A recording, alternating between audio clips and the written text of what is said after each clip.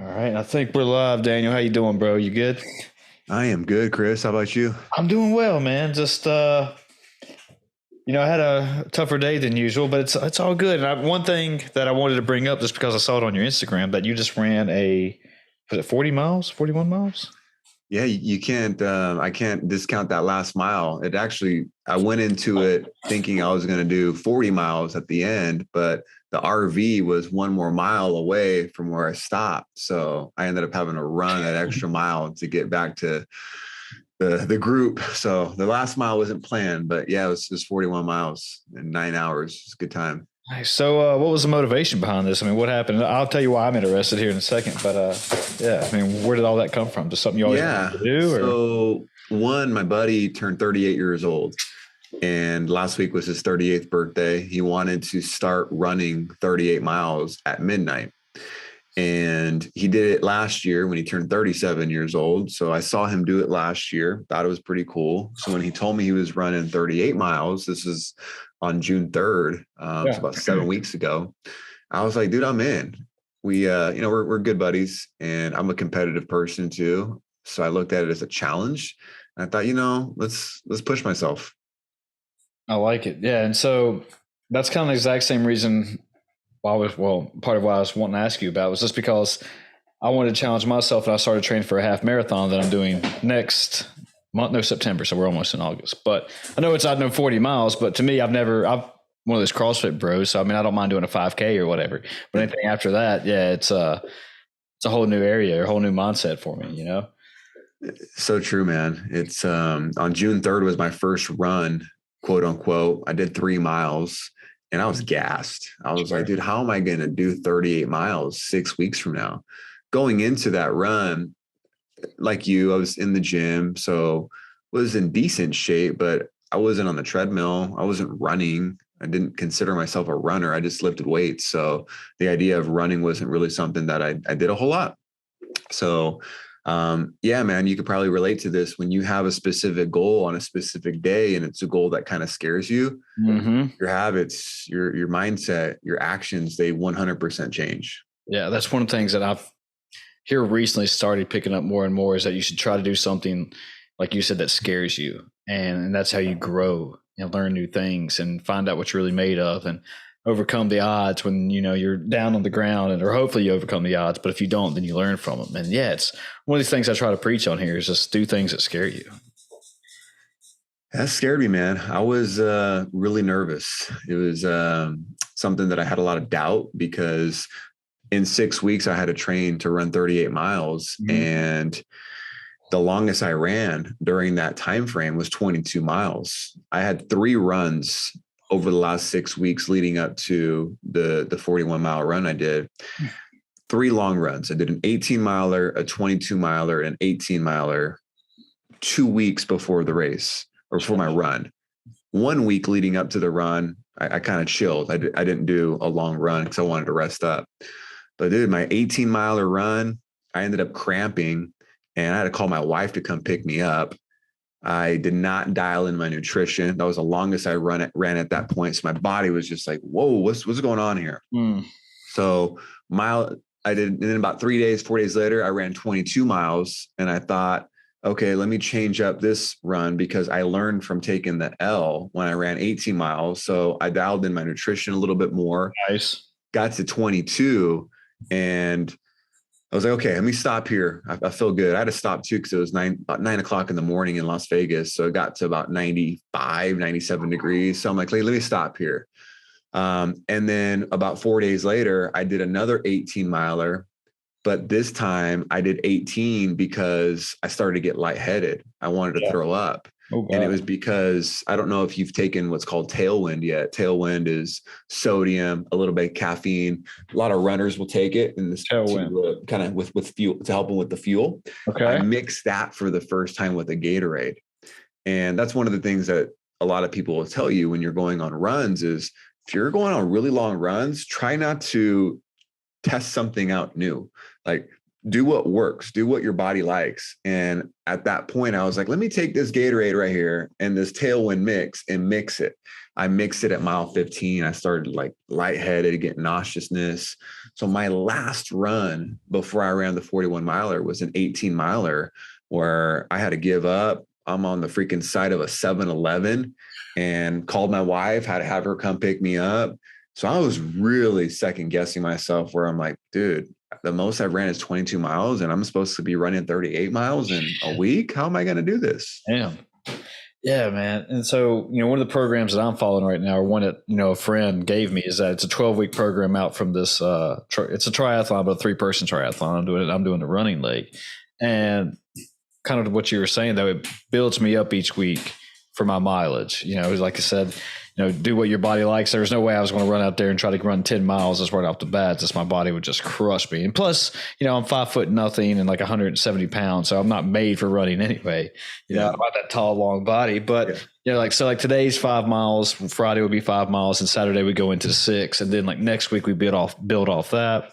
And so, that's how I'm prepping myself for this. And as far as nutrition, I've always had pretty good or decent nutrition in my point of view through CrossFit and everything, but I'm learning to, tweak that a little bit too, just because I'm like, okay, how do I feel after this run? How am I going to feel before I run? What do I need? What do I like? And it's one of those self-awareness things, Yeah. It's I'm not a runner's body either, man. I'm 183 pounds. Like I get down in the weight room. I'm really going after that hybrid look, right? Where I can bench 2 plates, no problem. Squat 4 plates, no problem. Deadlift 4 plates. Like I like to lift heavy. Yeah. So I'm not 150 pounds runner, and my body would be so much better on the pavement if I was 150, but I'm 183 pounds and I'm 5'10", right? So, man, the electrolytes is huge. What I've noticed is once you start getting past 10 miles, that's when you really have to dial in your sodium, your magnesium, like your potassium. Like you just really have to make sure your electrolytes are on point. And looking back, the L's that I took on those long distance runs, the 18s, the 22, the 18, man, I learned so much from those 3 runs that I was able to take into my 38 miler attempt, and how I was able to get to 38 miles. And I was like, dude, I feel really good. Let me get to 40. Sure. Next, I finished 41 miles and dude, I felt really good. Like I definitely could have ran at least another 4 more miles. We had an RV tail us the whole time. So that was cool. That was comforting. Sure. So when I got to 41, all of the crew were at the RV and they were done. I wasn't going to make them wait. But I felt great the next day. People were telling me like, dude, have you even ran a marathon? I'm like, no. And they're like, dude, you're going to freaking be dead. Like the next day, like you won't even be able to walk. And felt really good the next day, man. The next day I worked out, I hit back at the gym. And I attribute a lot of that to just the nutrition. Yeah. Yeah. That was one thing that people were telling me, that, you could go out and run a half marathon, no problem. But they said I just want to ask you about, but the next day is that you were going to feel like complete shit, just based on your body, especially if you never built up or did anything for it. And because that was my thing. It's like, do I have to really train for this? Or, can I just go in there and, big dick swinging, sorry for the language, and just, use my ego to get through it or whatever. But I learned that prepping and changing my mindset and building up to it is actually helping me more, rather than just going into it dry and just hoping for the best, and that's one cool thing. I'm glad you were able to feel great after the, what'd you say? What, it took you 9 hours at the next? 9 hours and 1 minute. Man. 41 miles. Yeah. Did you just run all through the night, or what was it? Yeah, we started at midnight. That's right. So I think that's another thing that helped me is the 18, the 22 mile, the 18, the 15 milers, the half marathons I did leading up to the 41 miles. I did it in Las Vegas at like 4, 5, 6, 7 a.m. in July. It's still 90 degrees, 95 degrees at 5 a.m.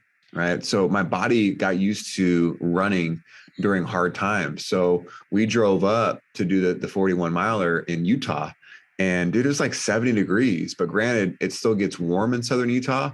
So we started running at midnight, and that was a really cool experience because it's pitch black. You got the stars above you, you got the moon. It's beautiful, man. I don't doubt it, bro. Yeah. And so we started at midnight.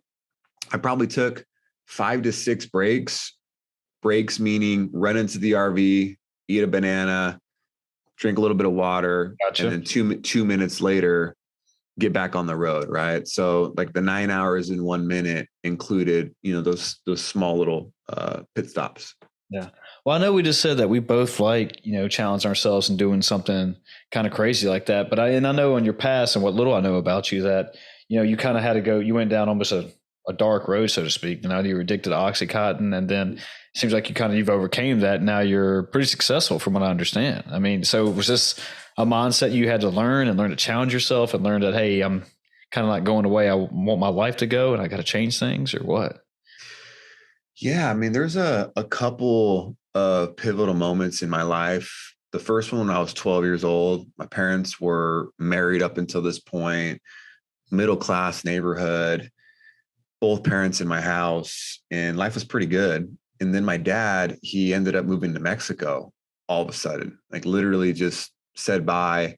I'll see you in a couple of weeks. And I thought he was going on a trip, but he never came back, and I never really saw him again until I was much older, an adult. That crushed me because I was really tight with my dad, and now all of a sudden it's just my mom. And my mom didn't speak about my dad, and I learned why, because in the sense of didn't tell me why he left, because she wanted to protect me. So she never talked crap about my dad. My dad didn't pay any child support, didn't help. Like he was 100% absent, physically, financially, everything. So now it's just my mom and I. And there was a lot of struggle financially with single mom, working a ton, but I learned a lot from my mom. She never talked shit about my dad. She had every reason to. She never complained about the cards she was dealt. She just worked. Yeah. And I always saw her in just a great, upbeat attitude. So, but we struggle financially. And I just remember thinking, man, I don't want to live like this when I get older. And I got to find a way to help my mom, because like she's awesome. And because of some of the things I described to you with my dad, not having a father figure, that's why I'm so passionate about, like, I think the demise of our country, or I'm hopefully not speaking into the future, like, our country's going to go to shit. I think a lot of us can agree, whether what political party you're on, our country is on the decline, right? Yeah. I think a lot of that has to do with just like the broken family. And when I didn't have a dad in the house, I sought influences from other people. And unfortunately, some of those influences were not good influences. So I started smoking weed, drinking alcohol in high school, ditching school, and just stumbled my way through high school. And I was able to graduate high school by the hair of my chinny chin chin. And I remember, like, my first job, I was 18, got into sales. I still held on to a lot of resentment towards my dad.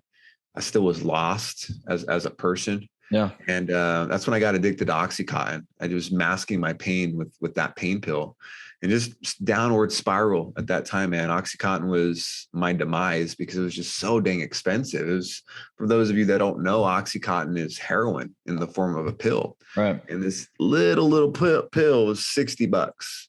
And I'd go through 1 or 2 of those a day, every day. You do the math, right? No. And all this going on, I then have a daughter at 19 years old. And I dropped out of college right around this time because I didn't know why I was going to college. Society told me to go. But during all of this, I'm still showing up to my job. I'm in a sales position. And for whatever reason, Chris, I was able to have success in sales. That's how I was able to afford, a $100 a day drug habit, right? And looking back, sales was the mechanism that taught me communication, that taught me leadership, that taught me how to run a team, that was really the gateway towards entrepreneurship. So I did that for a number of years and experienced some success there. And I was able to eventually get clean from drugs, got clean from Oxycontin in November of 2009. Nice. Right around the time when my daughter was born. So I do believe that God gave me a daughter for a reason. This was like, hey, dude, here's your one chance to get clean. Take it or leave it. And I took it, and been clean since. And then, just been able to navigate where about 4 years ago, a little more than 4 years ago, after having a pretty successful run in the sales corporate world, I put all my chips in and started my own firm about 4 years ago, and we've been jamming since. And yeah, I love stories like that, man. Just, you're the underdog. You don't see a good, bright or a good future for yourself. And then all of a sudden you overcome the odds and wham, now you're doing big things. And just, I mean, did you ever meet up with your dad later on in life, or did you find ever? Yeah, man. I don't So want to get too personal if you don't. I literally was on a podcast earlier today and we talked about it. Okay. So I remember holding my daughter. So to give even more context, I was in such a bad place that I wasn't even there when my daughter was born. My daughter was born in February 2009, and I wasn't at the hospital. And that was something that I had to live with, where I beat myself up for a number of years. Like, how do you miss your kid's birth? Like, it's not like I was in Iraq serving our country in the military, and that's why I missed, my kid's birth. No, I missed my kid's birth because I was snorting Oxycontin. I was being an idiot. And so I missed my child's birth, and I didn't even see my kid until she was 2 weeks old. That's just how bad of a place, dark of a place I was. And I'm still upset at my dad at this time, right? I'm still resentful. I'm still a victim, right? That's the key word, Chris, is I'm a victim at this point. Right. That's my identity. It's, man, why did I grow up without a dad? My friends got to have their dad. How come I didn't have my dad? My life was so much rougher without a dad. Like, God, why did this happen to me? Right? Like, those were the thoughts I had. And I remember when I held my daughter in my arms, Chris, I'm thinking, man, this is a trip. That her blood's in my blood. Like, I'm a piece of shit dad right now, and I'm not in my daughter's life right now the way I should be. Yeah. Am I going to repeat the cycle? Like, am I going to do what my dad did to me? And I like a light just switched for me. I immediately just started changing the way I view my dad. Instead of being ungrateful and being, I'll just call a spade a little bitch and being a victim. I just immediately was grateful for him. I was grateful that I had a dad up until I was 12 years old. And he was a cool dad. Like, he was my soccer coach. He was amazing. Some kids don't even have dads. And if they do, they're a piece of shit. My dad was awesome for 12 years. And I'm actually glad he left, because it allowed me to get closer with my mom. It allowed me to grow up quicker. It allowed me to experience hard times sooner. It allowed me to experience adversity and know what that feels like and come out on the other side. So thank you, Dad. Like, if I had two options, option number one, a dad stays in my life every single day from when I'm born to 18, or option two, what I went through, and he's gone at 12, I would pick option two, because it just worked out. And I immediately just forgave my dad at that point, reached out to him, told him, like, look, dude, whatever you did, I don't agree with it. It was wrong, but I love you. Like, you're not perfect, dude. Like, you're still my dad. And I'm just grateful that you were an amazing dad when you were. Wow. And so, man, like, we literally we're just messaging each other on WhatsApp today. He lives in Mexico. He moved to Mexico when I was 12 and still lives there to this day. But we still talk and have a really good relationship. Yeah. I mean, that's cool that you kind of rekindled or got that relationship back. I mean, I can't speak, my parents got divorced when I was 3. So, and I still had, with my dad, they had, joint custody. So I still had, my dad was in my life, but he was also not in my life at the same time. I only saw him on weekends and holidays and stuff. And it's still kind of the same way, but, and I don't have any kids yet, but it's one of those things that from, the stuff I've read and people I've listened to on podcasts, when you actually see your child, like, hey, I made this thing, this is part of me. Like you were saying, this has got my blood in it. It's like, this changes you as a person. And for most people, it changes, like, hey, I want to stop being a piece of shit. I want to stop, going down X road, start going down Y road, make a positive change. And it's one of those things that just turn on and you never would expect it to. And I feel like, like when I have kids, I mean, not that I'm going down any dark roads or anything, but a whole new light's going to come over me and like change my way of thinking. Like, all right, man, we got to get out here and start working harder or something. It's just like, we got to feed this thing. Yeah, man, that's why I'm a big proponent of how can you put yourself in a position to have a life-changing moment to rattle the cage. I'm not saying go out and knock up 3 women and have 3 kids and experience, right, adversity that way, right? It's got to be calculated, just like the run was, right? Like, sure, I knew I had a decent shot at going from running 3 miles and struggling 7 weeks ago to last week running 38 miles. I knew I had a decent shot at doing it. I had doubt. I had a feeling of being scared, but I also had a feeling of confidence and pushing myself. So same thing with my daughter, right? Like I'm 19, 20 years old. I have doubt, man. Am I going to be the best that I can be? Am I going to be what my dad was to me? Like, is my daughter going to be proud of me when I get, when she gets older? So it's okay to have that doubt, but those kinds of monumental moments can really catapult you to, be a better version of yourself, right? To have that extra oomph, that extra urgency. Yeah. That seems to be a common theme, with talking with people like yourself and, even with myself is that, I've noticed that almost everybody has doubts, right? Of some sort. And it's just a matter of how you get out of your own way, you overcome these doubts. I mean, just, or you want to call it imposter syndrome or whatever, but you can either let these doubts beat you down and you end up not doing anything, but you end up, if you want to try to challenge yourself, if you want to try to, beat these doubts and make you overcome them, then that's when you start to grow. And that's when you start to learn that, hey, you can get out of your own way from these limiting beliefs. But that seems to be, my point is, that seems to be the most common theme I see is that, everyone's always doubting themselves. Everyone's got problems and they're not as cool as like what they might be fronting. You don't know what's going on inside those heads. Right. And it's just a matter of how you externalize these things and you put your actions or words into actions and you do something about it rather than just sit there and just keep taking your L's like you were talking about earlier. Yeah. What I've learned, and I'm sure you've had, far more successful people than me on your show. So kind of give context. I've got 13 employees. We do low 7 figures a year in business. I'm 33 years old.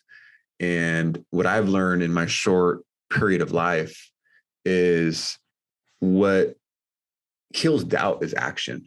Yeah. And it doesn't have to be like this massive action, right? Like this huge monumental win that's going to cure your doubt, right? Like if your goal is to, get a bunch of views on a video because you want to drive traffic to that video and get leads, or your goal is to build a bigger social media following, or your goal is to speak on stage, or your goal is to build a business, or your goal is to run 41 miles, you don't need to have a 35-mile run to kill that doubt. Yeah. Like, dude, I killed the doubt along the way when I ran 5 miles. I was like, dude, I'm taking action. Let's go, baby. Then the next day I take some more action, right? I didn't have social media 3 years ago and I had doubt getting on social media, but I'd make a post. Cool. That felt good. I took action. I learned how to write copy. I learned how to tell a story. I learned how to write a headline. Cool. That feels good. Shit. I got to get in front of a video camera. Man, my voice sounds stupid. I look dumb on camera. Let me take some action. Man, I don't know if I should do a podcast. Like, man, I don't know about that. Dude, I just actually did a podcast right before I jumped on your podcast. And we're like 80 episodes deep. We do one a week. Been doing it over a year. The doubt gets killed along the way. It didn't take me 70 episodes to kill the doubt. It's episode 1, but the doubt keeps coming back.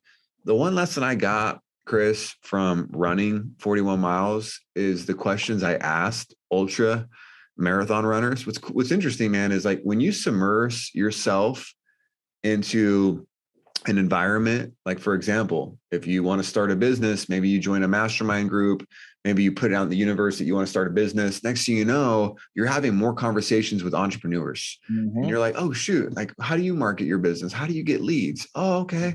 How are you hiring your employees? Right? Like you have conversations that, can really go places to help each other out. There's substance. When I put it out there that I wanted to run 38 miles, next thing you know, I'm having conversations with people that ran 50 miles, that ran 100 miles in one day. And I'm like, where were these people before? They were always there. But now that my goals changed, I have a different kind of radar, right? Where I'm going with this is I had 3 conversations with 3 separate people that ran 50 and 100-mile runs. And these are called ultra runs. Anything that's over a marathon is an ultra run. And I asked all of them, yo, what's the number one piece of advice? I'm running 38 miles 2 weeks from now, 3 weeks from now, whatever. It's number one piece of advice. They all said the same shit.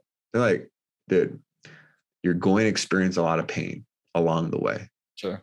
Don't give your pain a voice. All of them said that.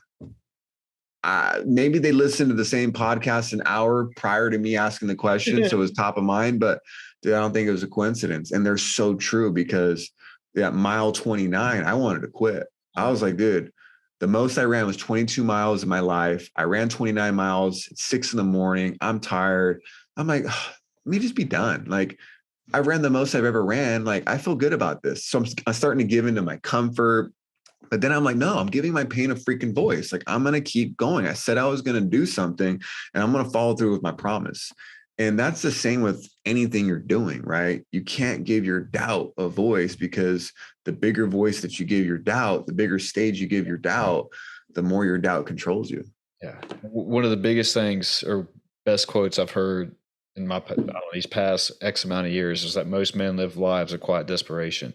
And when I heard that and like looked it up and studied it, and it was like, just saying that, a man would just walks through life and just wishes they never really took chances or risk, or they just took always the easy road. It's like, man, I don't want to keep living like this. I mean, I'm not the same person I was 5 years ago. I'm not the same person I was 10 years ago, but I knew that, man, I wasn't happy, and that's kind of what one of the pros of the pandemic was for me, was that, I got to reset back to neutral and, reflect on like, hey, Chris, what have you been doing, man? Is this where you thought you were going to be at? I mean, it's one of those things I walk down a road or go down a road. I don't ask questions and I just keep going just because it's like you said, it's like what society wants you to do. And then, 10 years later, you're like, whoa, what the fuck? Where was I at? What was I doing? Was I on autopilot? And so it was when I heard that, I was like, all right, I thought, I got to start doing something. It doesn't matter if it's small or if it's big. And, did my research. It was one of those things that if you do a big thing, like go out, hey, I'm going to go run 48 or 40 miles without ever training, then you're probably most likely setting yourself up for failure. But if you do small things and compound these wins and successes, you gain a little momentum, and slowly you start to gain, to reach that goal or whatever. But you got to do something, and and I'm glad. I was going to touch on this earlier when you said that, you talked about, was it victim mentality or being a victim or whatever, that was one of those people was just that, oh, it's so easy for him because he was already got, X amount of money, or, he was already tall and born 6'6", so no wonder why he's going to be a great basketball player. Just, some random example like that. But I was learned to, tell myself, it's, hey man, it's not that way. It's just because I'm sitting here just sitting on my ass watching Netflix and eating Doritos, playing, sitting on a couch and not doing shit. And so finally, when I wanted to start a podcast, I was like, you got to do something. It's going to be trash in the beginning, kind of what you're talking about, social media, but you got to learn what you're doing, build off that, keep the money or keep the flow going, and good shit happens. Talk to the right people, have the right conversations, and wham, magic happens somewhere down the road. Yeah, it's interesting how that works out. I think a question I get asked a lot is, how do I build confidence? How can I get out of the funk that I'm in? And the quickest way to build confidence is to say you're going to do something and then do it, to keep the promises that you make to yourself, right? Your mind is on another level, Sure. right? If you say you're going to go to the gym tomorrow, you say you're going to do yoga tomorrow, you say you're going to go on a walk tomorrow, you say you're going to read a book tomorrow, read 10 pages tomorrow, you say you're going to call your mom tomorrow, and you don't do those things, your mind is, okay, all right, yeah. I see you, and I'm going to remember this. You lose credibility with yourself, and your self-worth goes down. And that's just is so key, that your confidence and your self-worth is chugging along, because you need to have supreme confidence in yourself. Your self-worth always needs to be rising, because ultimately the story that you tell yourself is a story that eventually becomes true. Sure. Because what's going to happen is, if your self-worth is crap, if your confidence is low, we already know what's lurking around the corner. What's lurking around the corner, Chris, is adversity, a problem, a fire you got to put out, something that's probably out of your control. But what's in your control is how you respond to that fire, how you respond to that problem. And if you come from a place where you're responding to it from a place of supreme confidence, self-worth is really high, you're gonna overcome that. You're gonna win. You're gonna beat that struggle, and then you'll come out even better. But just like training for a big run, it takes some time that you got to put in to build up that self-worth, to actually have enough times go by where you do something that you said you were going to do, call your mom, read a book, do a video, make a post, call a client, speak on stage, whatever it is, speak in front of a room of people. And if you keep doing that, your mind's like, dude, I can actually trust this guy. Like I can believe this person. So the next time you say you're going to do something, you already have a lot more confidence. And it sounds like a great leadership mentality. I mean, is this something that, just by doing and practicing and, learning from your mistakes, or do you, read a lot of books? Did you monitor or try to reflect on somebody or model yourself after somebody you really looked up to just to build this confidence and gain your self-worth, or how did it all? Man, I wish I would have gotten into personal development a lot sooner. I got into personal development about 4 years ago. Yeah. Didn't read books before that. Didn't invest into coaching. I'm heavy into masterminds right now. Spend a lot of money and time, commitment in masterminds. I'm heavy into audiobooks, podcasts, right? Okay. So books, but I really look at it, Chris, as kind of had that back against the wall mentality where, again, going back to my childhood, my mom and I lived in a hotel for a period of time when I was a freshman in high school because we just were in a bad spot. Had to live with some friends my sophomore year because my mom and I couldn't get our own spot. And I really credit a lot to my mom because my mom, she never was shook. Like she did a really good job of hiding it though, because years later she would tell me that when she needed to cry, she would just go in the shower and cry. But she was never shook in front of me. She would never, man, how are we going to do it? Man, I don't know how I'm going to pay the rent next month. I don't know where we're going to live next month. Man, I really wish your dad would help. Oh, I could use your dad's money right now. Oh, your dad hasn't given us any money in all this time. Like she never pointed the finger and she never was shook in front of me. So belief and supreme confidence, even though I had some rocky points and some down points in my life, I've always had that because I really had no choice. I saw my mom always have confidence in herself and her ability to put food on the table and get us through it, despite the odds that she had. So that just translated over to me. And next thing you know, I'm 18 years old, I'm in sales, and I'm competing against people that are 30, 40 years old in sales that have been there way longer than me, that have experience, that are cooler with the bosses, are in the cool kids club. And like, who am I? Right. But I believe that I'm going to win no matter what it takes. Right. One of my first jobs was a grocery bag clerk. I bagged groceries and I corralled grocery shopping carts, and I rounded them up and I swept the floors. I remember going down the aisles, sweeping the floors.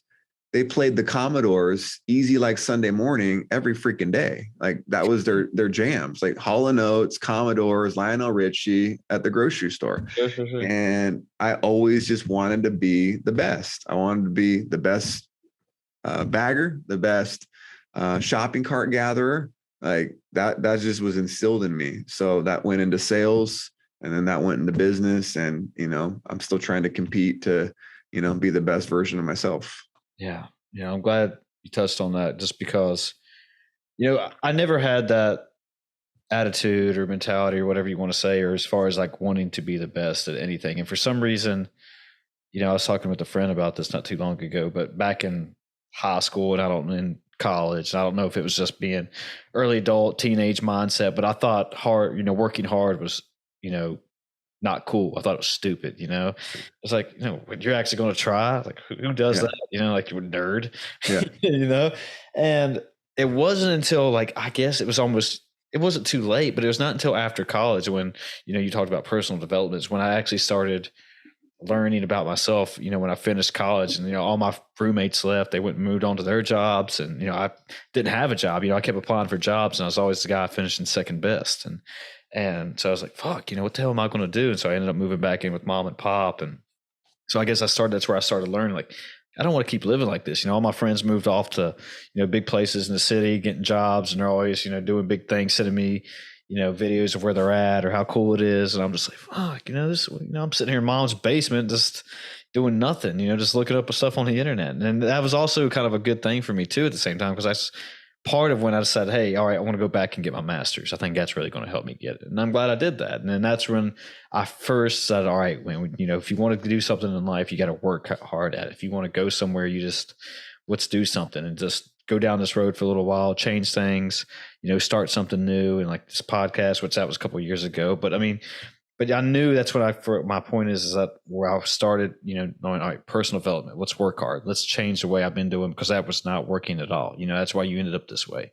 And it worked out. And that's why, I guess back then I had a fixed mindset. Now I feel like I have a growth mindset. And like I was telling you earlier, just, even with the running thing, I knew running 13 miles would be hard for me, but I also wanted to do it just because I know that how extremely tough it will be, and like how I could grow from it and what it will do for me later on in life, Yeah.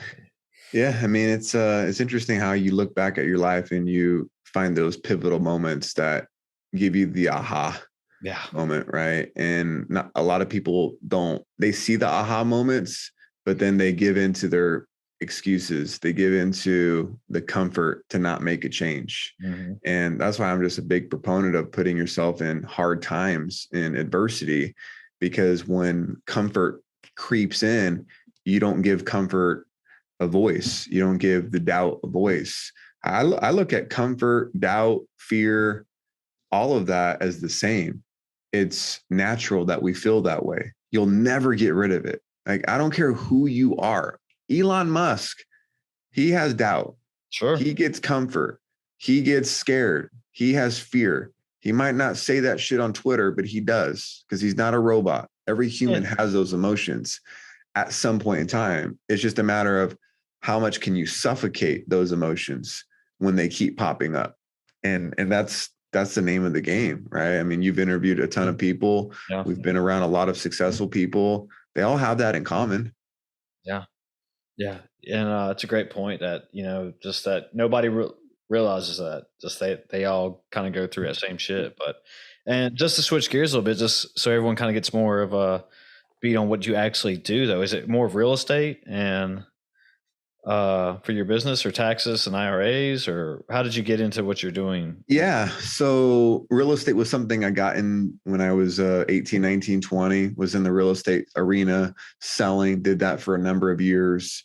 In that industry, I got introduced to what are called self-directed retirement accounts, where I learned people could use a retirement account like an IRA, like a 401k, and invest into real estate. That concept, Chris, was so foreign to me, because I always thought retirement accounts like 401k and IRAs were just for mutual funds, just for stocks. The idea of using a retirement account to invest into real estate, that wowed me. And I remember hearing about this, 10, 12 years ago. And I stuck in the sales space in the real estate arena. And then I knew I always wanted to get into the retirement account space. So I made that shift, about 10 years ago. I worked for a company for a number of years, got taught by a lot of great people, learned a lot of amazing things.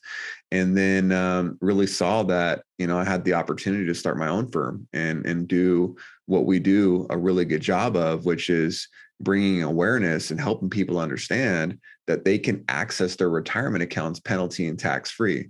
So that's our business model. Is we teach people that have a 401k from an old job or an IRA, how they can access this money penalty and tax free now, not waiting until you retire, not paying any penalties and taxes, but an IRS approved way for you to get your hands on your 401k and IRA money now, penalty and tax free, and use it to do some cool things, like maybe start a business, maybe invest into real estate, maybe invest in precious metals. And we've helped a lot of people start businesses using their retirement account. We had a lady that needed about $20,000 to fund her business. She didn't want to get a loan from the bank. She liked the idea of using a retirement account to fund her business. So we helped her understand that she could actually take out $20,000 from her retirement account, penalty and tax free. And instead of that money being used to invest in the stock market, she used that money to invest in her business. And she was able to grow her business using her retirement account. A lot of people have never heard about this kind of strategy. So it's IRS approved. It's been around for decades. The short version of why you haven't heard of it is because the scenario I just explained Wall Street doesn't make money this way, right? Like your financial advisor, Wall Street, the big financial companies, Right. Fidelity, Vanguard, TD Ameritrade, they don't make money if they show you how to access your retirement account penalty and tax free to fund your business. So it's not something that they're going to voluntarily bring up to you. See, this is one of, and I'm not much older than you, but this is one of the things that, I've never known anything about as far as even finance in general. Just, when I got my first job and we started setting up for my 401k and all that, I was like, I don't know what the hell this is, man. I don't even know what we're doing. But, then my uncle helped me set up a Roth IRA and told me, you can't touch this until you're 55 or whatever it is. But yeah, something like this, like everyone would always tell me you can't draw stuff out of your 401k, out of your stuff. Even if you came to rock bottom, you shouldn't ever do it because you're going to pay penalties, taxes on it. But see, like, cool, this is cool information that if you wanted, and that'd be a cool idea, or a great thing if you wanted to take this money, invest it to, like you said, that girl invested into her business, take that money and try to use it to make more money. I mean, that's so badass and something that I never would have even thought that was possible. But yeah, it's again, it's been around for decades. The self-directed space is huge. It's all Googleable information. The plan that I was kind of explaining the scenario, this customer of ours used what's called a solo 401k. That's the nerd version of what I explained. If you want to get technical, it's an IRS approved plan. It's been around for decades. It's just a matter of understanding how it works and does it fit your situation, right? Can it get you from point A to point B? And that's, I'm a firm believer of financial solutions not being a one size shoe fits all. It's for everyone. It's a matter of what are your goals? What are you trying to accomplish? And, maybe this is a tool that can help you get there. I like that mindset. I like that. That's a good philosophy. Just because I'm agree with that on a bunch of different things, and I think that, so you kind of help people. If I said, hey, I wanted to invest in my new, I don't know, we talked about my running shoe store or whatever, you would help me take that money out and start to put it to where it works like that. Yeah. So someone that's got, 401k from an old job or an IRA, and they like the idea of accessing their money penalty and tax free to maybe fund their business. Maybe they have some high interest rate credit card debt, like they're paying 20% interest on their credit cards. And they like the idea of using the retirement account penalty and tax free to pay off some high interest rate debt, or they want to use their retirement account to invest into an apartment complex that they're really, jazzed about. Sure. Basically just doing things that don't involve stocks, right? So those types of people that aren't a big fan of the stock market and they have money in an IRA or 401k in the stock market, and they like the idea of doing something different, we take those people by the hand, educate them on the different types of options, and be able to get them to the finish line to help them get everything set up. So we've got about just over 1,000 customers in all 50 states. So we've been at this for quite some time, and we've been able to help a lot of people. So again, or just to clarify, so I could or could not take that money out and say, I want to become a day trader. I saw, where GameStop went up on that, whenever it was, like a year or two ago, and invest into that, or no? Or not non-stocks, non-Wall Street options are going to be, more geared towards a self-directed plan. And what you're saying, that person would probably be better off just having a retirement account with like TD Ameritrade or Vanguard or Fidelity. I mean, those companies are massive, right? They manage trillions of dollars. So their software is, really, really good. And they're successful, respectable companies, but their menu is the stock market, right? If you want GameStop stocks, you can use Fidelity and a Wall Street company to do that. But if you want to use your retirement account to fund the business or invest into an apartment complex with Grant Cardone in Florida, you can't do that with Fidelity. Right. You need to have your money in a different type of an account, like the ones I'm talking about. And would you have to repay that back into your retirement account, or no? It depends. Basically, there's two ways to access money from your solo 401k penalty and tax free. One is the solo 401k just owns the asset. It invests directly into a apartment complex. It's not a loan where you got to pay yourself back. Think of it as if you got 100,000 in a solo 401k, instead of the $100,000 owning Apple stocks, it owns $100,000 worth of this apartment complex in Florida, right? It just owns the asset outright. The other way to get money within a solo 401k penalty and tax-free is the loan feature. And this is where you can take 50% of the account value or 50K, whichever number is less, and you can use that money however you want. You can use it to pay off debt, fund a business. The caveat is you've got to pay back what you took out within 5 years to avoid penalties and taxes. And then there is an interest rate. Right now it's about 6 to 7% because it's prime plus 2. But that interest goes back to your retirement account. So essentially you're your own bank using your own money, paying yourself back the interest. Those interest rates fluctuate at all? Just prime plus 2 right now. So I don't know what that means. Yeah. So right now, if you Google what is prime interest rate, government sets that. Right now it's 4.75%. If we did this podcast last year, the prime interest rate would have been a lot lower. Interest rates have gone up over the last year or so, right? So whatever prime is, add 1% to 2%, and that's the interest rate on the solo K loan.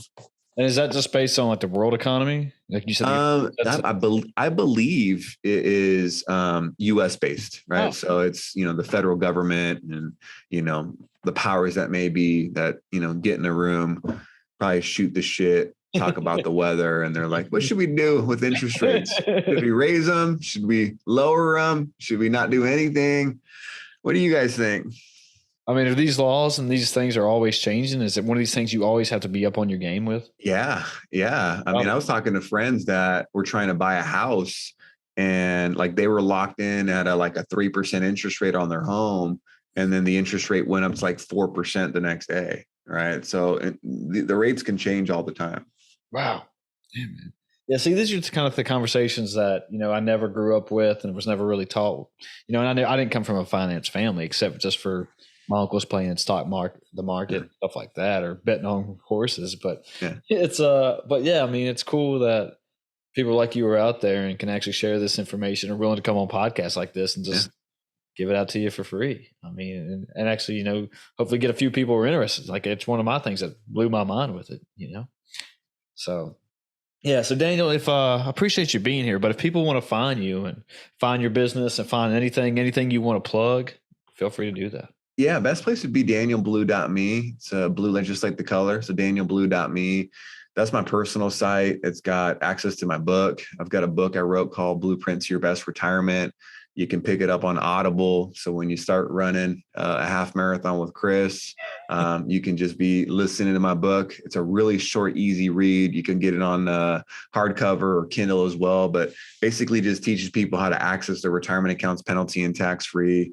Dives deeper into what I was talking to you about, Chris, teaches people how to make money tax-free. It's really simple, short, sweet, right to the point. I've got a lot of free content on my website as well.